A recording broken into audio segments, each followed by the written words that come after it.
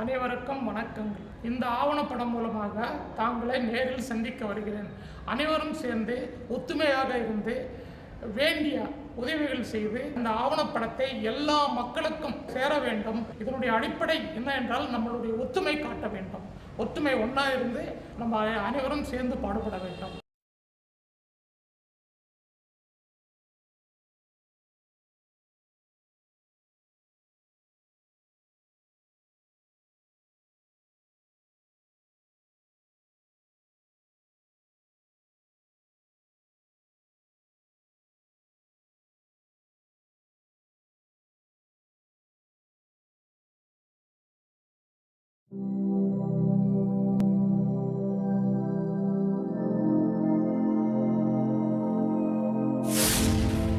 பிரம்மாக்கள், மண்ணுக்கு உயிரூட்டிய குலாலர்கள்.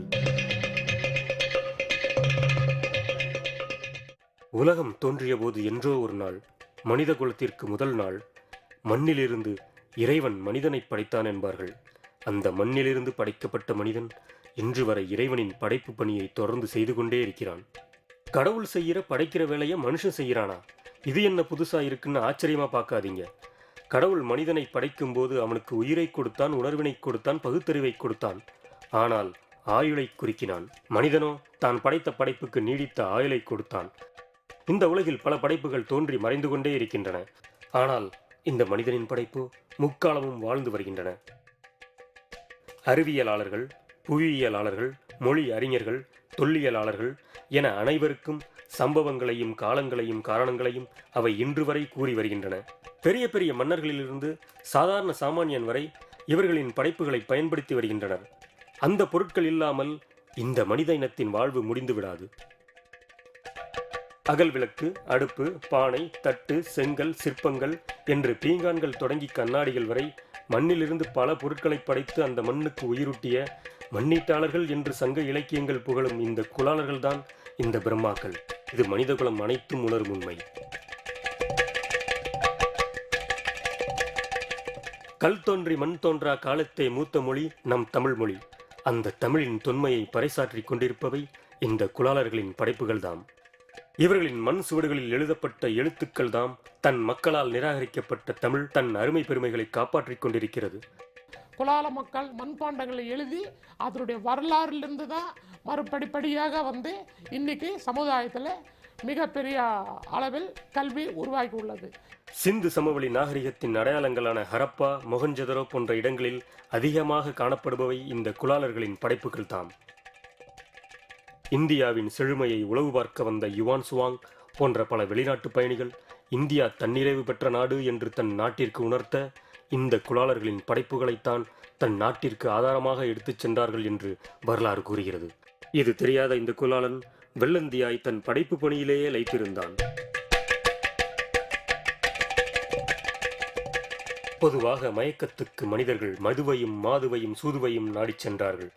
மாறாக இவன் களியை நாடிச் சென்றான். அந்த களியை நடனமாட வைத்தான், அபிநயம் பிடிக்க வைத்தான். அதை காய வைத்து சுடும்போது எப்படி ஒரு கர்ப்பிணி தன் பேறுகாலத்தில் தன் குழந்தையை பார்க்க ஏங்குவாளோ அப்படி ஏங்கினான். அபிநயம் பிடித்து சிவந்து நிற்கும் சுட்ட களியை காண்பதில் எல்லையற்ற மகிழ்ச்சி கொண்டான். இது குலத்தொழில். இதை மற்றவங்க வேடிக்கை தான் பார்க்க முடியும். நாங்கள் இதை செய்ய முடியும். இது செய்யறதுக்கு அதுக்குண்டான பக்குவப்படுத்தி, மண்ணை பக்குவப்படுத்தி, அதை நிழலையை உலர்த்தி, அதுக்கப்புறம் அதை முறையாக கிட்டத்தட்ட கோழி தன் குஞ்சு அடகாக்கிற மாதிரி கொஞ்சம் கொஞ்சமாக அடகாத்து அதை சூளையில் போட்டு அதுக்கப்புறம் வெளியே வரும்போது அது சூளையிலேருந்து பிரிக்கிற அப்போ எங்களுக்கு இருக்கிற சந்தோஷம் அது ஒரு பிறந்த குழந்தையோட சிரிப்பு பார்க்குற மாதிரி இருக்கும்.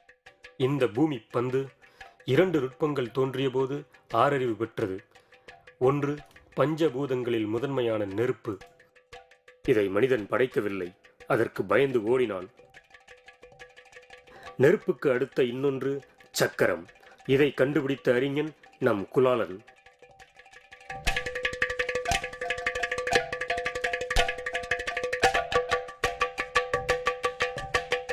குலாலர்கள் தான் இண்டஸ்ட்ரிக்கெல்லாம் பேசிக்காக தேவைப்படுற சக்கரம், வீல் அப்படிங்கிறத கண்டுபிடிச்சவங்க குலாலர் தான். மிகப்பெரிய ஒரு கண்டுபிடிப்பை மிக எளிதாக படைத்த இந்த குலாலன் படைப்பை கொண்டு இந்த உலகம் எழுந்து நின்று ஓடத் துவங்கியது. அதை படைத்த இவனோ அந்த சக்கரங்களின் டிராஃபிக்குகளில் சிக்னலுக்காக காத்து கொண்டிருக்கிறான்.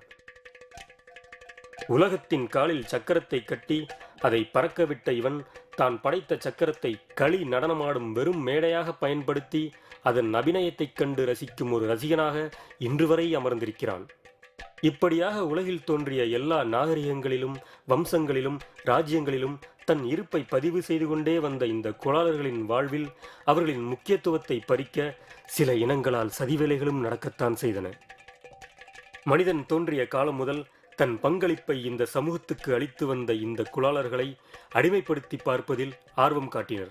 அது இங்கிருக்கும் தன் மக்களால் நிகழ்ந்திருந்தால் குலாலன் ஆயுதம் ஏந்தி போராடி இருப்பான். தன்னை நம்பி வந்த மக்களால் நிகழ்ந்ததால் படைப்பவன் அல்லவா, இருப்பதை கொடுத்துவிட்டு அடுத்ததை தேட கிளம்பி போனான். இவனிடம் இருந்து தொழில்நுட்பத்தை பறித்து கொண்டார்கள். இப்பொழுது வேண்டுமானாலும் இந்த குலாலனிடம் கேளுங்கள். கண்ணாடி இலை தொழில் தன்னுடையது அல்ல என்பான். பீங்கான் தொழில் தன்னுடையது அல்ல என்பான். அது போகட்டும், செங்கல் தொழில் தன்னுடையது அல்ல என்பான். பொருள் ஈட்டும் அனைத்து தொழில்களையும் தாரை வார்த்துவிட்டு வயிற்றில் பசியுடன் சக்கர மேடை முன்பு ஈரக்கையுடன் தன் படைப்பின் அபிநயத்தைக் கண்டு கைத்தட்டி காலம் கழிக்கிறான். தொழில்நுட்பத்தை பறித்தவர்கள் மெல்ல சமூகத்தில் தங்களை முன்னிறுத்த இவன் தோள்களில் ஏற ஆரம்பித்தார்கள். அவர்களின் முக்கியத்துவத்தை குறைத்தார்கள். இப்படியாக ஊர் நடுவில் இருந்த இவர்களை ஊருக்கு வெளியே அனுப்பினார்கள். அதற்கு உதாரணமான நிகழ்வு நகருக்குள் களிகளை சுடக்கூடாது என்று அரசு போட்டிருக்கும் உத்தரவு பல்லாயிரம் மக்களின் அடிமடியில் கொஞ்சம் கூட தயங்காமல் கை வைக்கிறது. வெறும் சூளையை மட்டும் வெளியே அனுப்பவில்லை, ஒட்டுமொத்த மக்களையும் இடம் மாறச் சொல்கிறது. இது எப்படி என்று பலர் கேட்கலாம். இந்த குலாலர்களுக்கு தொழில் செய்வதற்கு என்று ஒரு முறையான கட்டமைப்பு கிடையாது. அதை அவரவர்களின் வீடுகளில்தான் நடத்தி வருகிறார்கள். இவர்கள் வேலை செய்வதற்கு என்று நேரங்காலம் எதுவும் கிடையாது. ரவுண்ட் த கிளாக் வேலை செய்கிறார்கள். வீட்டில் இருக்கும் பெரியவர் முதல் சிறியவர் வரை கண்டிப்பாக வேலை செய்ய வேண்டிய கட்டாயம். இப்பொழுது சொல்லுங்கள், அரசு என்ன சொல்கிறது என்று? இவர்களை இடம்பெயரச் சொல்கிறது. அதாவது சொந்த நாட்டில் அகதிகளாக வாழச் சொல்கிறது. மற்றவர்கள் இவர்களின் உரிமையை பறிக்கும்போது இவர்கள் என்ன செய்தார்கள் என்று நீங்கள் கேட்கலாம். இந்த கேள்வியை ஒரு குலாலன் கேட்டிருந்தால் அவர்கள் தொடர்ந்து சமூகத்தில் இருந்து விரட்டப்பட்டிருக்க மாட்டார்கள். அவர்கள் எதிர்த்து கேள்வி கேட்கவில்லை. அதற்கு காரணமும் இருக்கிறது. முதல் காரணம், அவர்கள் தொழில் ஒரு முனிவனின் வேள்வியைப் போன்று அதை நடத்தினார்கள். இடையில் குறுக்கிடும் இன்னல்களை அவர்கள் பொருட்படுத்தவில்லை. அவர்களின் தொழில் அவர்களை காப்பாற்றியது. உற்பத்தியாளர்களின் யுகம் அது.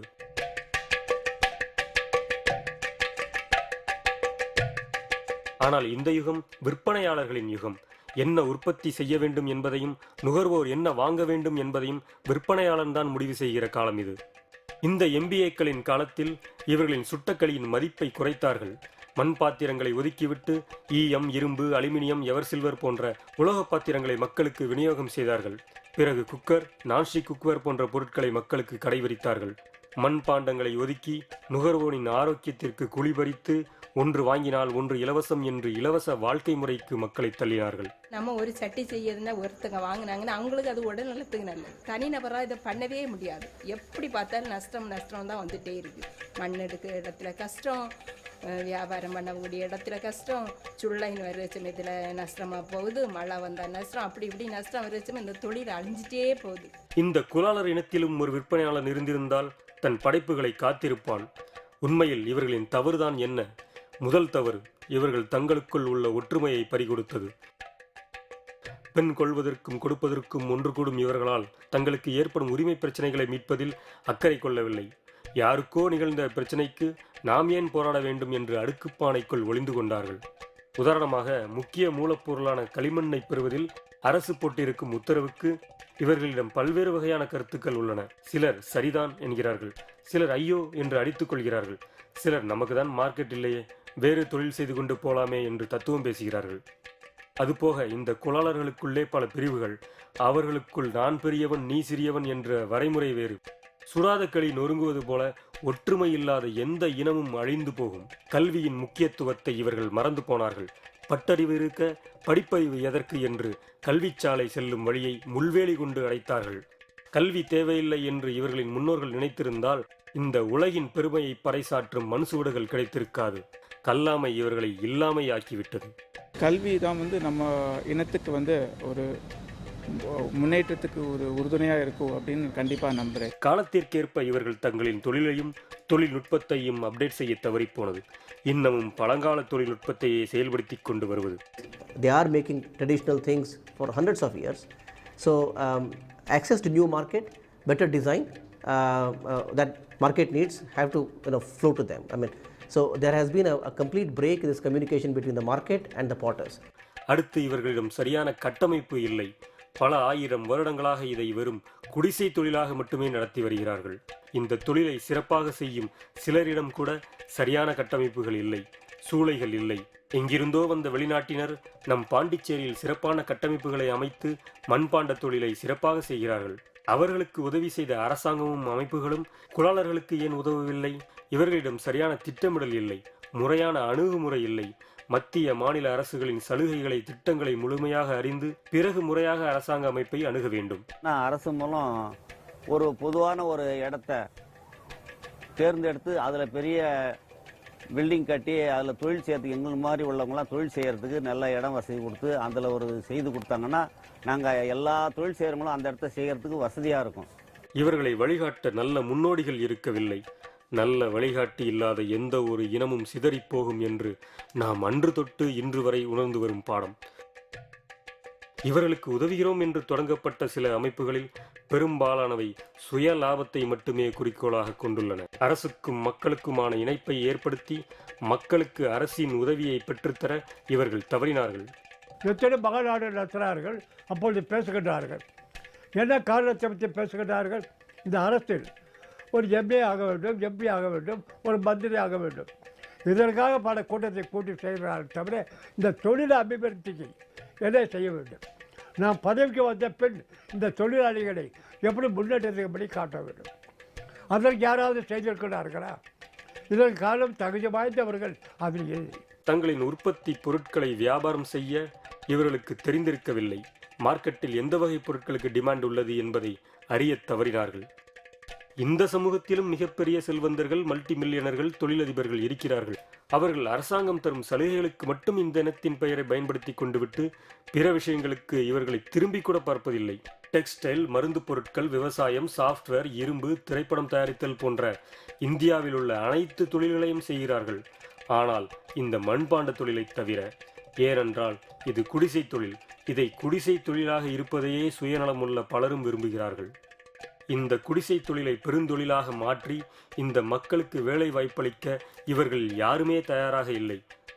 இவர்கள் நினைத்திருந்தால் செயின்ட் கோபேன், பேரிவர் போன்ற பொருளீட்டும் தொழில்களை இவர்கள் நடத்தி இந்த மக்களுக்கு வேலை வாய்ப்பளித்து அவர்களின் வறுமையை போக்கியிருக்கலாம். மண்பாண்ட பொருட்கள் மனித இனத்தின் ஆரோக்கியத்துக்கு உகந்த ஒன்றாகும். இது உணவுப் பொருட்களில் உள்ள விஷத்தன்மையை போக்குவதாக ஆராய்ச்சிகள் தெரிவிக்கின்றன. இதில் சேமித்து வைக்கப்படும் உணவுப் பொருட்கள் நீண்ட காலத்திற்கு கெடாமலும் பூச்சிகள் நெருங்காமலும் இருக்கிறது. மண்பானைகளில் ஊற்றி வைக்கப்படும் நீர் குளிர்ச்சியாகவும் இயற்கையாகவே அதில் உள்ள தூசி துகள்களை ஃபில்டர் செய்யும் தன்மை உடையதாகவும் இருக்கிறது. களிமண்ணால் செய்கின்ற பாண்டங்களுக்கு காரத்தன்மையும் கிடையாது, அமிலத்தன்மையும் கிடையாது. சமையல் செய்த பிறகு கூட அந்த உணவிலே இருக்கின்ற விட்டமின் என்று சொல்கின்ற சத்துக்கள், புரோட்டீன் என்ற சத்துக்கள், கார்போஹைட்ரேட் மற்றும் என்சைம் போன்ற பல பொருட்கள் இந்த பாத்திரங்கள் மூலமாக அந்த உணவிலே இருக்கின்றது. பாட்டி சமையலில் இருக்கும் ஆரோக்கியம், அம்மா சமையலில் இருக்கும் சுவை, இது எல்லாவற்றுக்கும் மூல காரணமாக விளங்கியது மண்பாண்ட பொருட்கள். தங்கள் சொந்த தொழிலின் அருமை பெருமைகளை அறியாதவர்கள் இக்கரைக்கு அக்கறை பச்சை என்று அடுத்த வேலைகளை தேடி ஓடுகின்றனர். ஆக இவர்கள் தங்கள் சமூகம் முன்னேற வேண்டும் என்ற தாகம் சிறிதும் இல்லாதவர்களாகவே இருக்கிறார்கள். அதே நேரத்தில் தொழிலை ஒரு கார்ப்பரேட் நிலைக்கு இப்பவே நடத்த விரும்பும் ஒரு சில நல்ல நபர்களும் இருக்கவே செய்கிறார்கள். என்ன ஒரு துரதிருஷ்டம் என்றால் இவர்களை போன்றவர்களுக்கு அரசாங்கத்தின் உதவி கிடைக்கவே இல்லை. தமிழக அரசு நம்மளுக்கு ஒரு வாரியமே அமைச்சு கொடுத்துருக்குது. தற்போது உள்ள அரசாங்கம் ஒவ்வொரு மாவட்டத்தோறும் தொழில் கூடங்கள் ஆரம்பிக்க வேண்டும் என்று ஒரு அறிக்கை விட்டிருக்கிறார்கள். எல்லா சொசைட்டிக்கும் அரசாங்கம் உதவி செய்வதற்கு தயாராக உள்ளது. அதை நம்ம எடுத்துக்கொண்டு போய் அவங்களோட பார்வைக்கு செய்ய வேண்டும். குடிசை தொழிலாகவே பல ஆயிரக்கணக்கான ஆண்டுகளாக வாழ்ந்து வரும் இந்த தொழிலை குறு மற்றும் சிறு தொழில் நிலைக்கு உயர்த்த வேண்டும். மத்திய மாநில அரசுகள் இவர்களின் தொழிலுக்கு தேவையான அடிப்படை கட்டமைப்பை ஏற்படுத்தி தர வேண்டும்.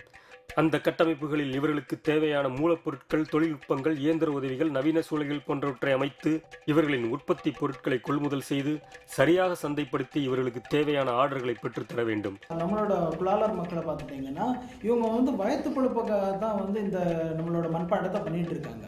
இவங்க இதை ஒரு இண்டஸ்ட்ரியாக எடுக்கலை. இதை வயிற்று பொழப்பக்காக எடுத்தனால தான் இந்த இண்டஸ்ட்ரி டெவலப் ஆகாமல் போயிட்டு. பட் என்னோட ஒரு கருத்து என்னன்னு சொல்லியாச்சுன்னா, இந்த தொழிலில் கரெக்டாக ஒரு தொழில் முனைவர் செய்கிற மாதிரி நம்ம நல்ல சிஸ்டமேட்டிக்காக செஞ்சால் இந்த தொழில் மற்ற தொழிலோடய சிறப்பாக நம்மளால் செய்ய முடியும். குவாலிட்டியான ப்ராடக்ட் நியூ டெக்னாலஜி உள்ளே வரணும். அந்த நியூ டெக்னாலஜி உள்ளே வரதுல தான் அதை அடாப்ட் பண்ணதுக்குள்ள அந்த ஒரு அவேர்னஸ் இன்னும் நம்ம மக்களில் இல்லை.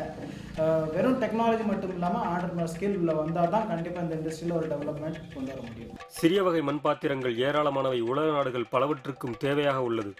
இதை சீனா, வியட்நாம் போன்ற நாடுகள் பயன்படுத்தி பிற நாடுகளுக்கு ஏற்றுமதி செய்து வருகிறது. அந்த சந்தையை இந்தியாவும் பயன்படுத்த நம் வணிகர்கள் முன்வந்து நலிவடைந்த இந்த சமுதாய மக்கள் முன்னேற ஒத்துழைக்க வேண்டும். If they can survive in Vietnam, Korea, China, Japan, everywhere, why not in India? And I think they have got the tremendous potential. We will definitely try to utilize their age-old traditional skill. They are highly skilled person. So if they can be trained properly, definitely they can produce excellent quality product which can be globally competitive. There is no doubt about it. இவர்களின் தொழிலை சரியானபடி முறைப்படுத்த ஆங்காங்கு இருக்கும் பல்கலைக்கழகங்களின் உதவியோடு மண்பாண்ட தொழிலுக்கான diploma மற்றும் degree படிப்புகளை துவக்க வேண்டும். மற்ற நாடுகள்லாம் பார்த்தீங்கன்னா ஸ்கூல் பாடத்திட்டத்திலே எடுத்து வந்திருக்காங்க. இப்போ நான் யூரோப் போயிருக்கேன். ஃப்ரான்ஸ்லாம் பார்த்தீங்கன்னா ஒரு ஒர்க் ஷீட் போட்டிருக்காங்க.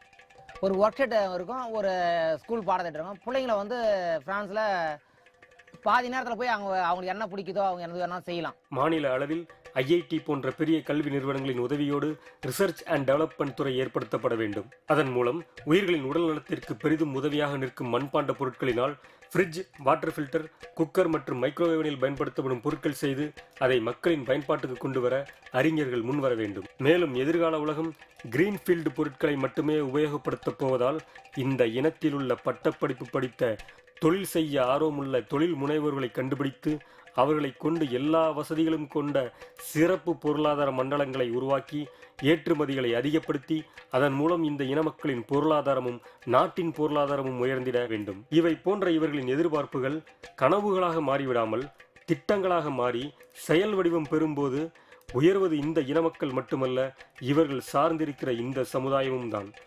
இவர்களின் முன்னேற்றம் நாட்டின் முன்னேற்றம், உலகின் முன்னேற்றம், மனித இனத்தின் முன்னேற்றம். ஆனால் இந்த திட்டங்களும் வசதிகளும் ஏற்பட்டால் மட்டும் இந்த இனம் உயர்ந்து விடாது. தாங்கள் முன்னேற வேண்டும் என்ற எண்ணம் முதலில் இவர்களின் மனதில் ஏற்பட வேண்டும். முதல் மாற்றம் இங்கிருந்துதான் ஆரம்பிக்க வேண்டும். இப்பொழுதே விழித்துக் கொண்டால் இவர்களின் எதிர்கால சந்ததிகள் தலை நிமிர்ந்து வாழ்வார்கள் என்பது நிச்சயம். கல் தோன்றி மண் தோன்றா கால முதல் பூமியிலே குலாலந்தான் முதல் பிறந்தான் சரியா தப்பா. மனிதனே மண்ணாபான், மண்ணே பல மனிதனாபான், பிரபனது ஜால விதை சரியா தப்பா. உயிர் தந்த பிரபனுக்கே உருவம் தந்த மனிதர் குலம் குலாளர்கள் குலம்தானே சரி.